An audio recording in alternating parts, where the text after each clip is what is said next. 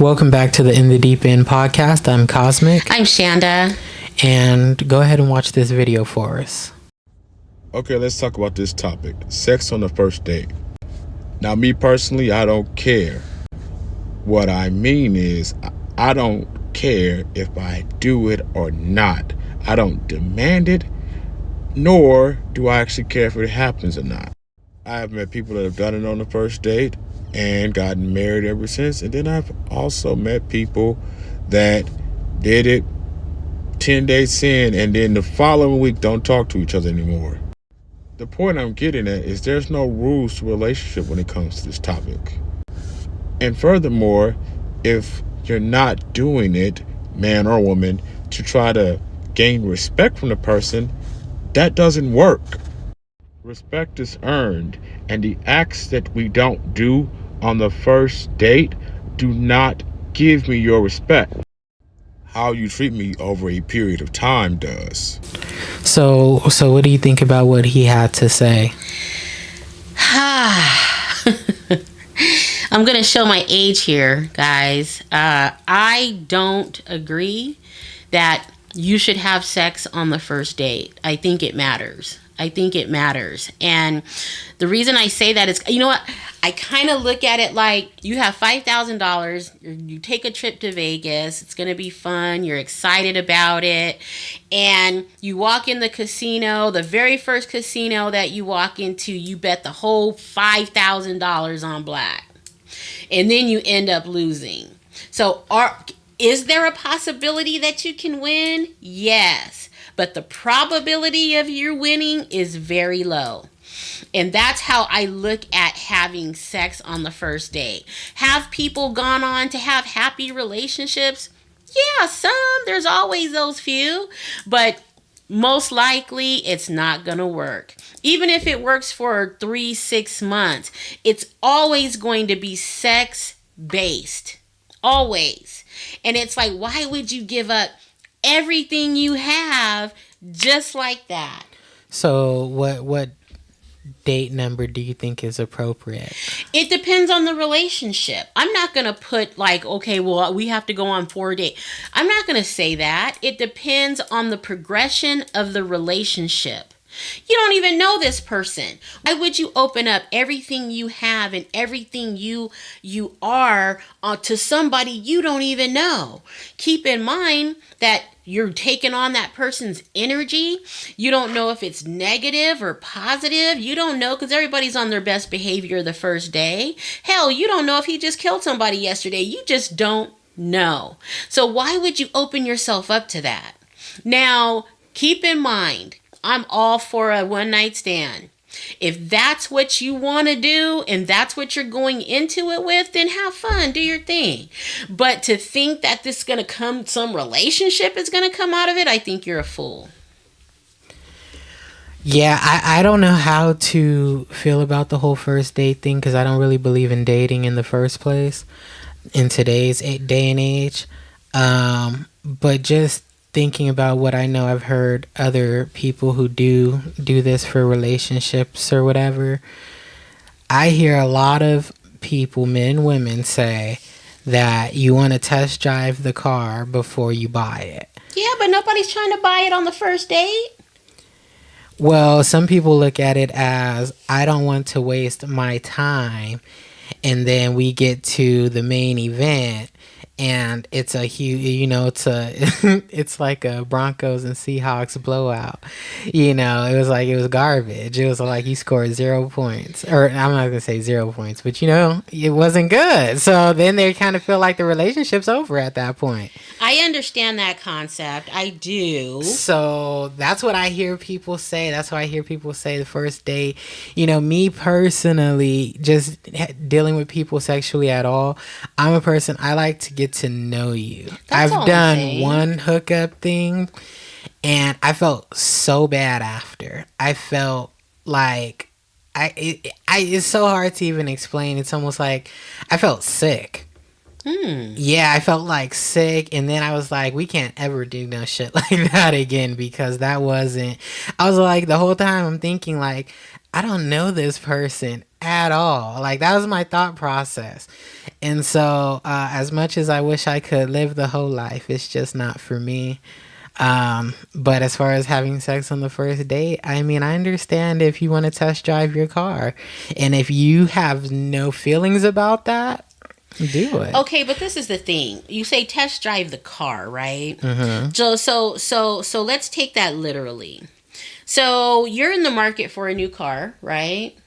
You don't just go on the lot and say, "Oh, I want to drive this one, this one, this one, this one, this one." You are going to take from all these visual things you've seen over the past 6 months. Oh, I like that one. I think I like that one. I think so. You're going to the dealership for 6 months looking for a car. No. I didn't say the dealership. What did you say? On like when you're on the road going to the store. Or you're on the road going to the work, to work, and these different cars catch your eye, and you're in the market for a car. So you're kind of keeping these thoughts in the back of your mind. Then when it comes closer to buying that car, you say, let me look up Honda, Jeep, and whatever else you're interested in. Let me do some research on it. So then you have 5 cars you want to test drive. Which most people don't do that. Most people, when it comes to the car situation, most people, they're looking out, like you said, they're driving around. They say, ooh, I like that, I like that. Now realize we're only talking about the exterior aesthetic of the car, because that's all the information that you typically have. Initially. And then they go to the dealership and say, okay, I like this car, but I want to see how it drives. That's why they say a lot of people do buyer's confirmation. It's not until after you buy the car that you try to find all of the research that helps you be comfortable with the fact that you made a good purchase. This is what most people do.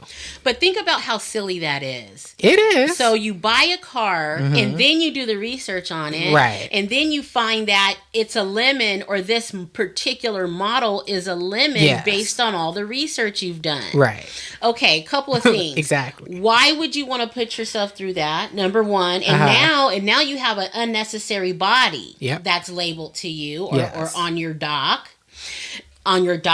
And then number 2, it's like now you're stuck with this person or this relationship, or so they think, with this person. Now you got to figure out how you're going to get rid of them. Exactly. It's kind of like Trump. It's kind of like Trump supporters. Exactly.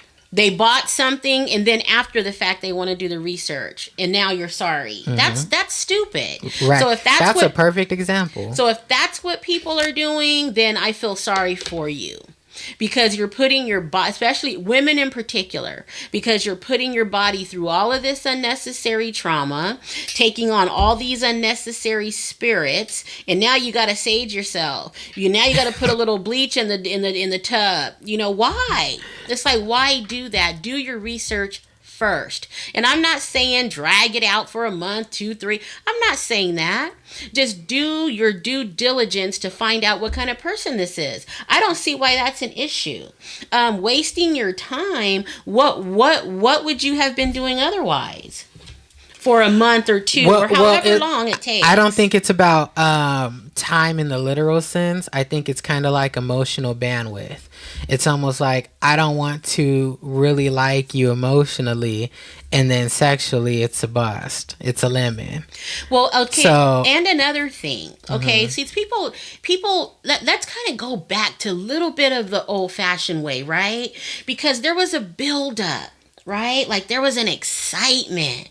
There was like the butterflies in your stomach when he's getting ready to come over, because you're thinking about, what it's going to be like when you guys get it in. Oh, we were kissing the other day and he got a package, so I'm excited. What happened to that? What happened to the romance and the buildup? And I guarantee you that if there is some sort of buildup, it probably would be better than it would be just going right in. I don't think that really exists anymore, and that's especially today, because you have to also realize that porn wasn't a thing.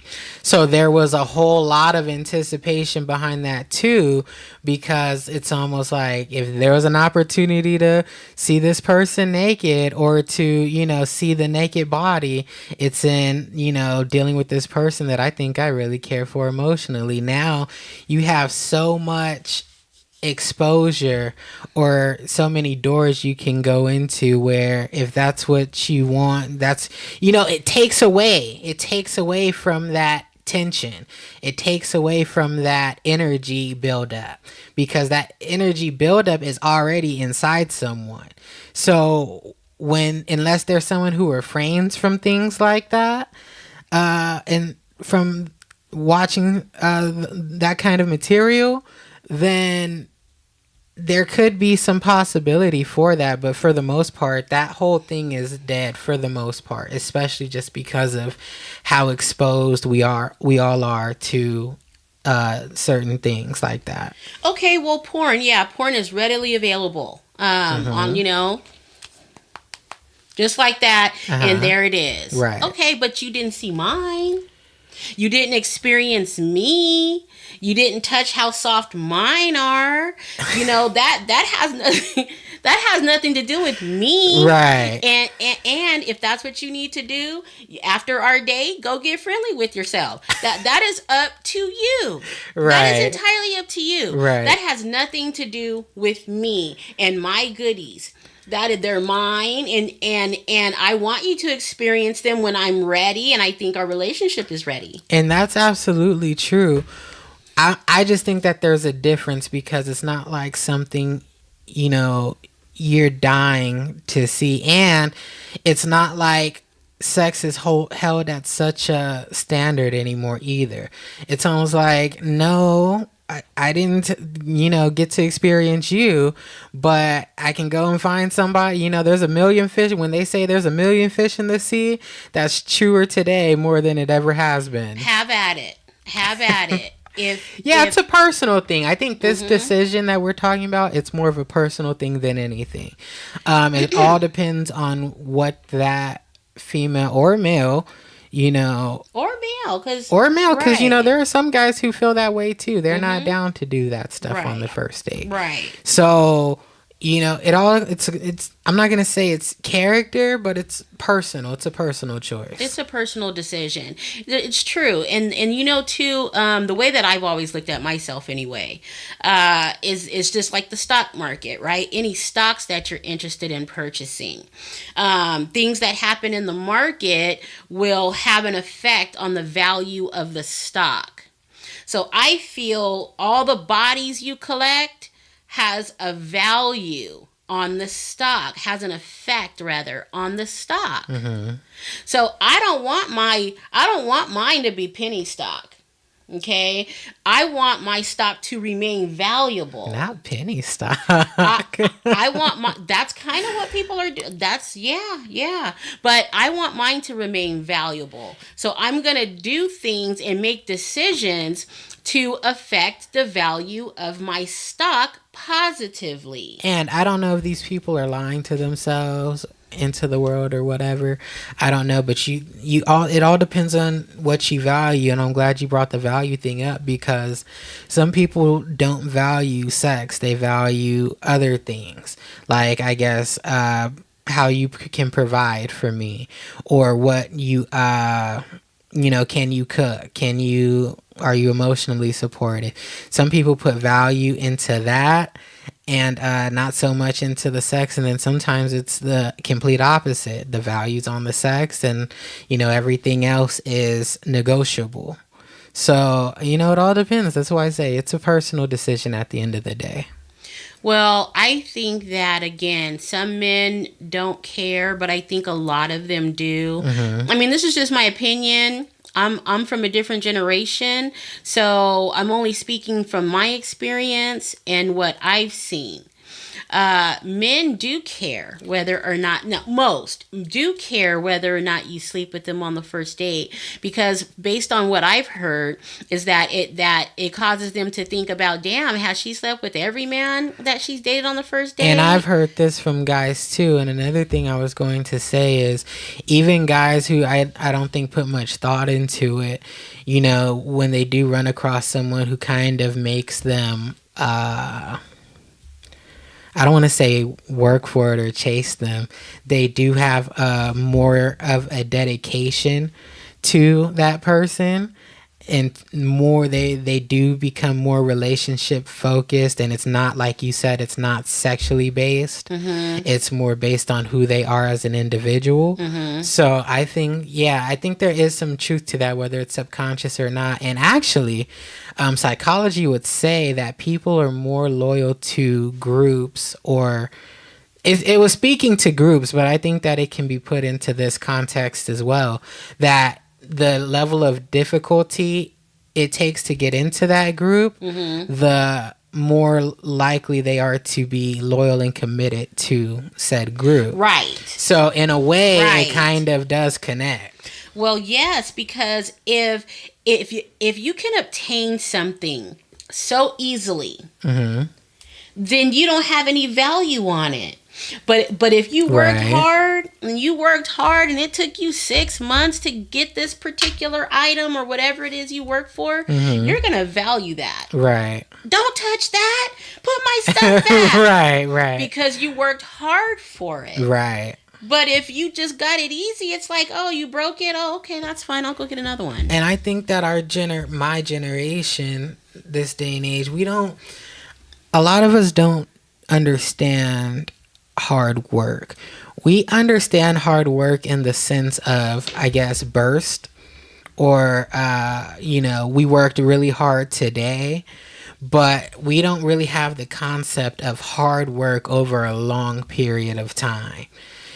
So we get angry at other generations because we're like, what the hell you mean? We work hard all the time. And we do. There are things, we do work hard, but it's not this long, drawn out, consistent process. So for us, it's kind of, I don't think we have that the type of fuel for the long game. A lot of us. That's not everybody.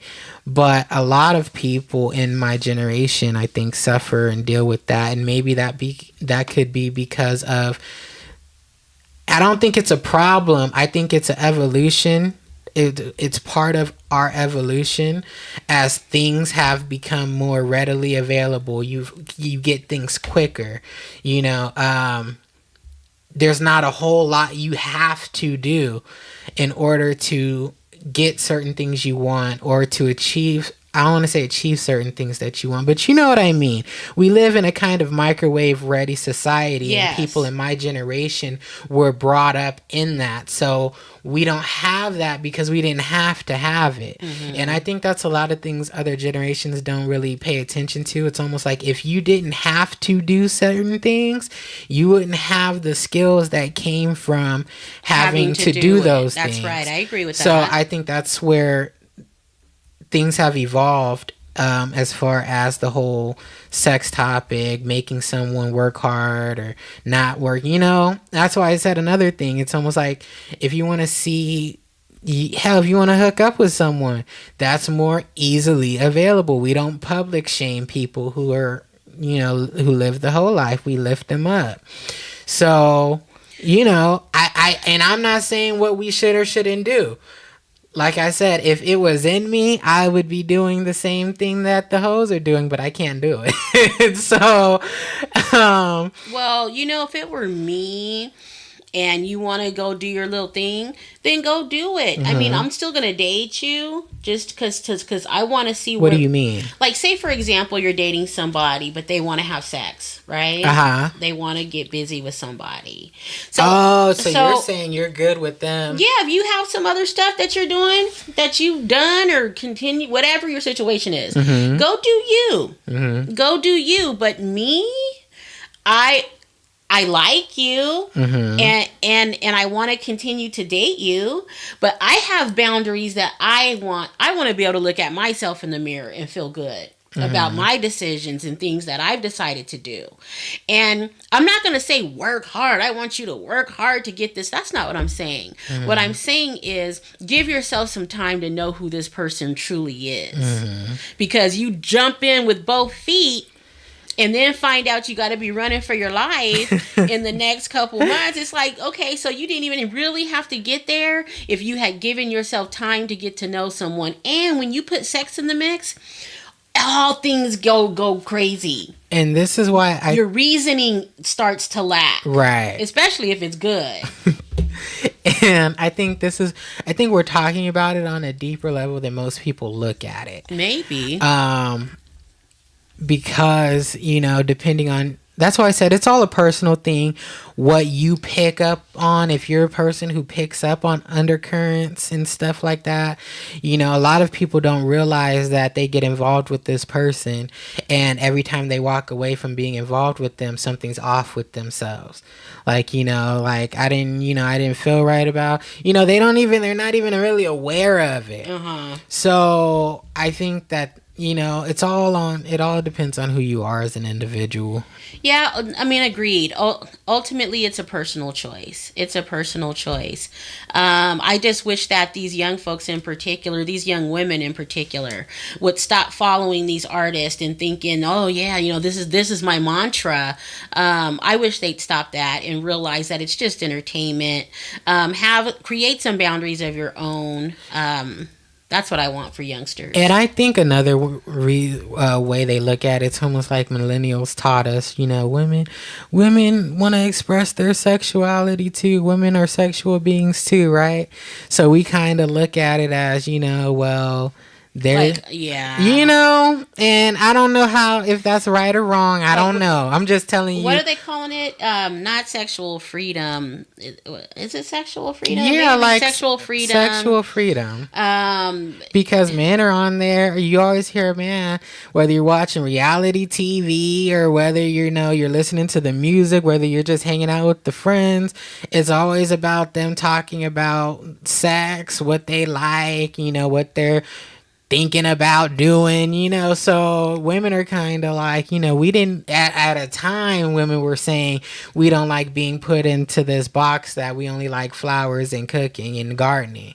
We're sexual beings too, but I think that, especially in music, it's kind of gotten to a point where it's a little bit much, but I don't know that because, I call myself a progressive conservative, just in the, not politically, just in the way that I am as an individual.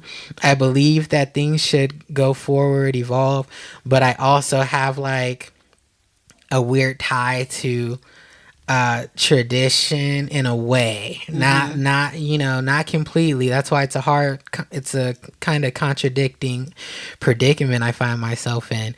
I don't know if I feel like that, only because this is what it's always been, and I'm a big believer in you shouldn't just do things and go with things just because they've always been.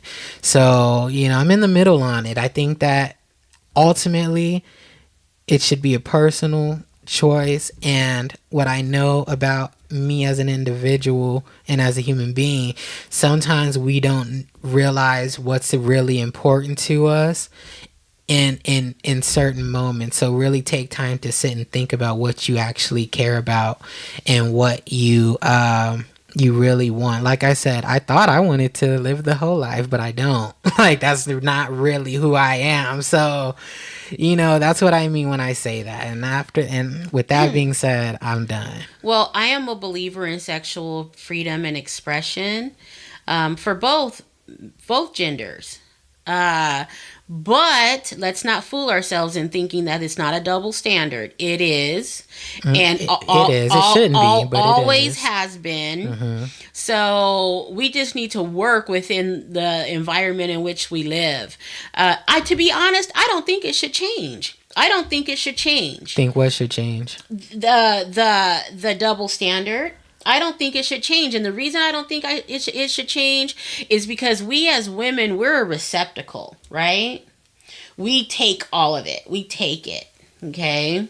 When you know what I'm saying. You know what I'm saying. We're a receptacle. That's our womb where we grow babies. Other lives. It's precious, in my opinion. I don't think it should change. I don't know if I agree with that, but I would say I do think it should change. But where I think it should change is, bring men up to the same standard. That way we're on equal footing on where we stand, because I don't like just bashing on the women and it's not bashing, but in a way it's just kind of like, because some women don't feel like that. Some I know and that I get it. And so, and honestly, men being, free to be hoes or whatever, women should look at that as disgusting too. They should. Put the shoe on the other foot. So either everybody gets to be hoes or everybody should be held up to a certain standard. That's what I believe in.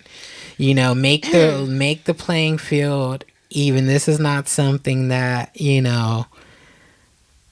has to do with strength or anything. So, because in a lot of things, men and women aren't equal. But in this instance, I don't see why we can't find equal footing on the whole double standard, where we put the standard. Well, do you guys believe in sex on the first date? And if not, why not? Why not? And if you do, why? So you guys let us know. But again, thank you so much for watching. Bye. No sex on the first date. Do you agree? I think things always go better if no. Yes. You heard it here first, ladies. It depends. I mean, I know people who have sex on the first day and they're like still in long-term relationships to this day. But in my personal experience and in my opinion, I think it's a no.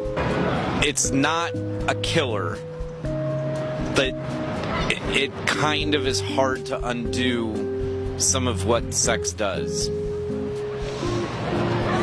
100%. I don't mind it. I don't mind it.